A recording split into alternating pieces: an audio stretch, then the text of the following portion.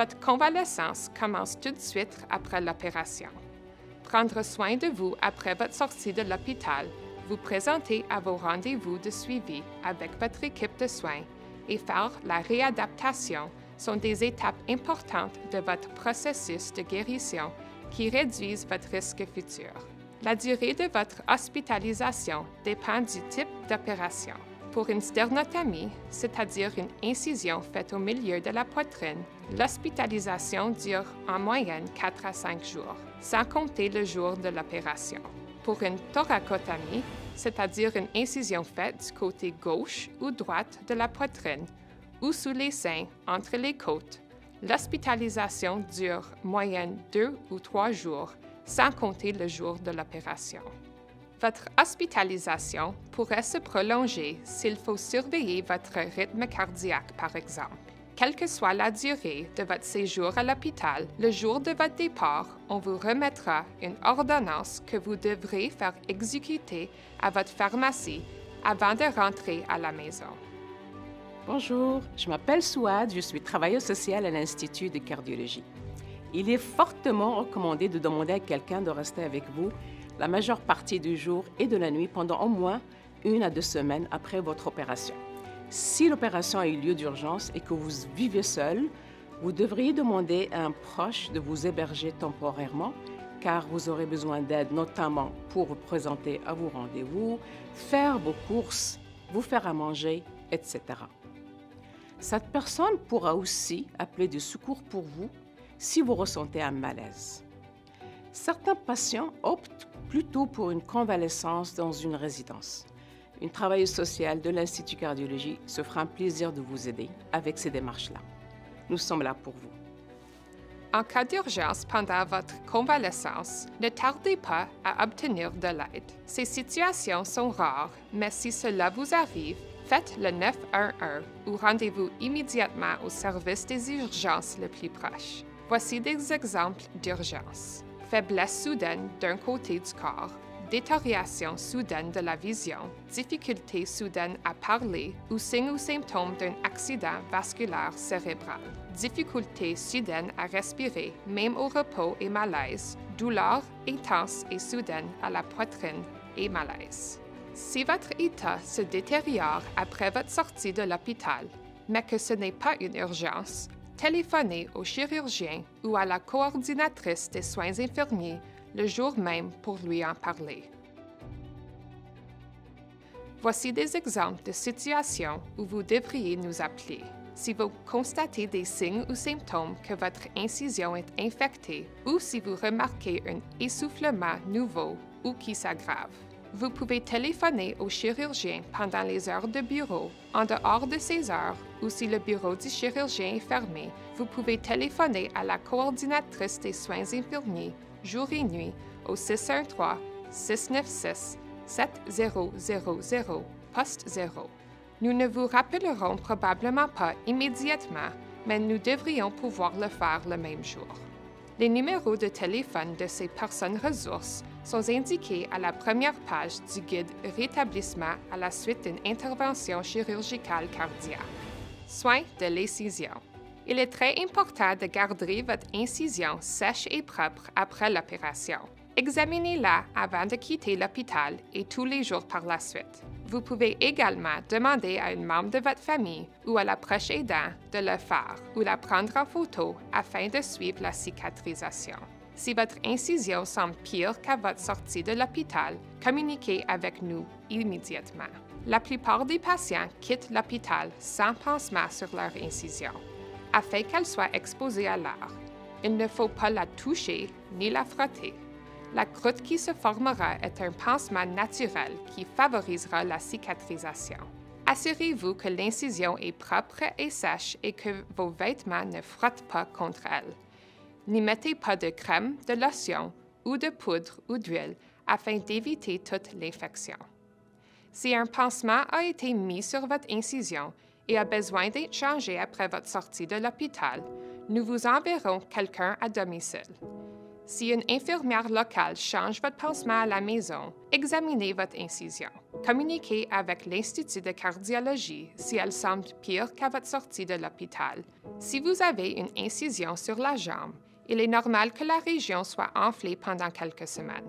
Pour réduire l'enflure, surlevez la jambe en position assise et évitez de croiser les jambes.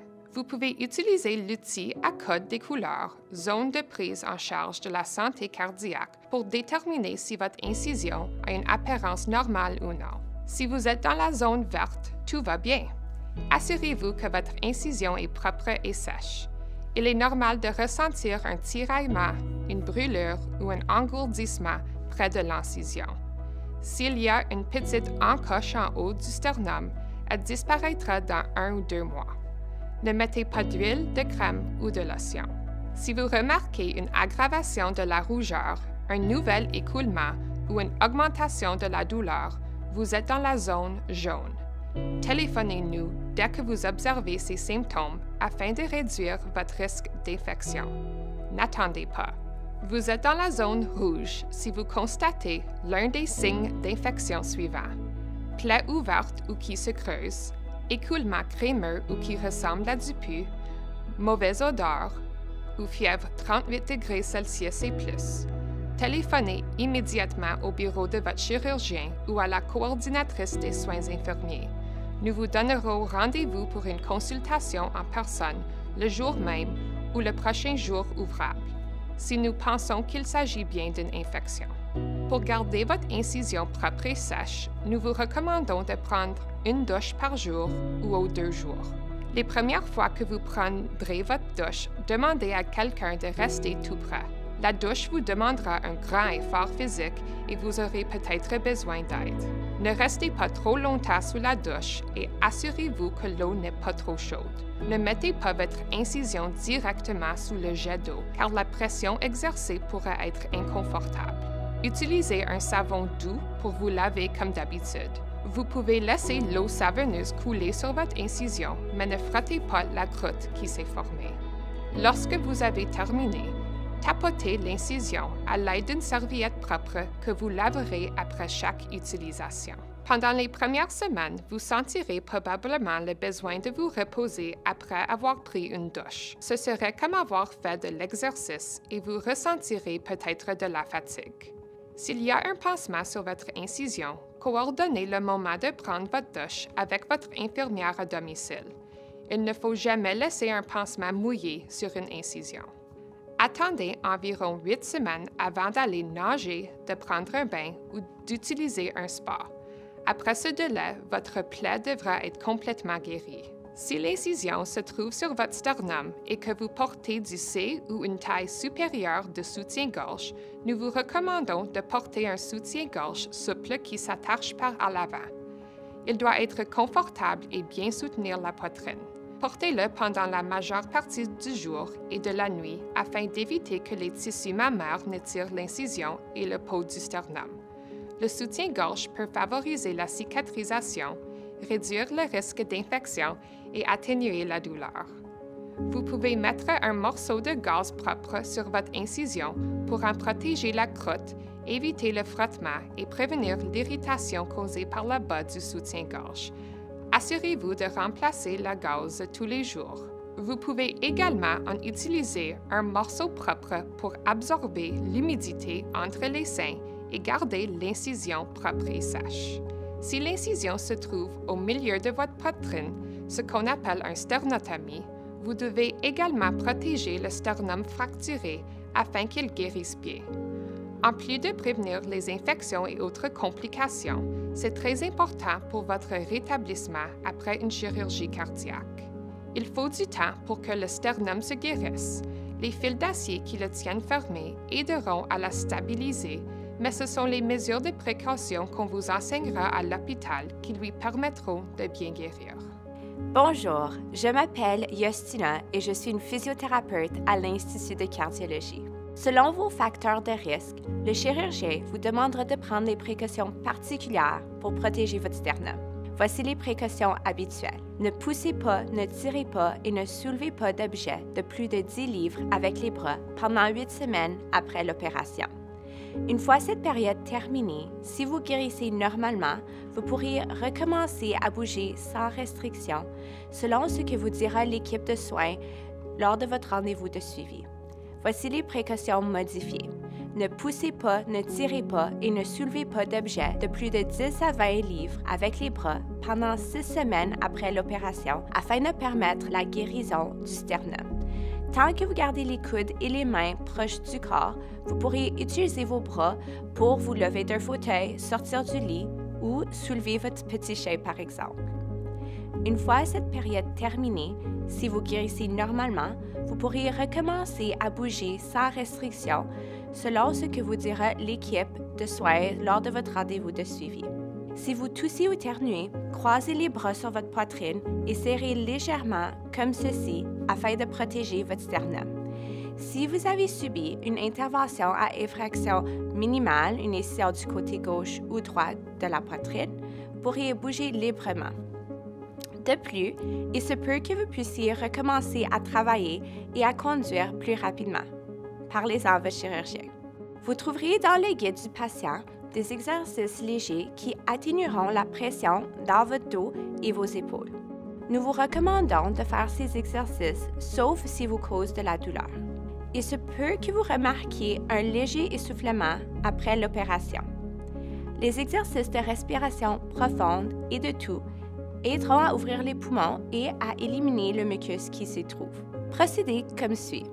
Asseyez-vous sur une chaise et gardez le dos droit. Inspirez profondément par le nez et essayez de remplir le bas de vos poumons. Expirez par la bouche comme pour souffler les bougies d'un gâteau. Faites 10 répétitions. Croisez les bras sur votre poitrine pour protéger votre incision et toussez 2 fois. Pendant les 6 premières semaines suivant votre sortie de l'hôpital, faites ces exercices de respiration toutes les heures lorsque vous ne dormez pas. Si votre essoufflement empire à la maison, mais que votre état n'est pas urgent, téléphonez-nous le jour même. Votre respiration devrait s'améliorer graduellement. Avant que vous nous quittiez l'hôpital, votre physiothérapeute vous remettra un programme de marche personnalisé que vous trouverez également dans le guide du patient.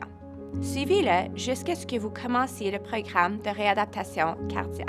Il est important de faire les exercices qui vous ont été prescrits après l'opération afin d'améliorer la circulation sanguine, de réduire le risque de caillots sanguins et d'éviter la rétention d'eau. N'oubliez pas qu'il est normal de ressentir la fatigue après l'opération.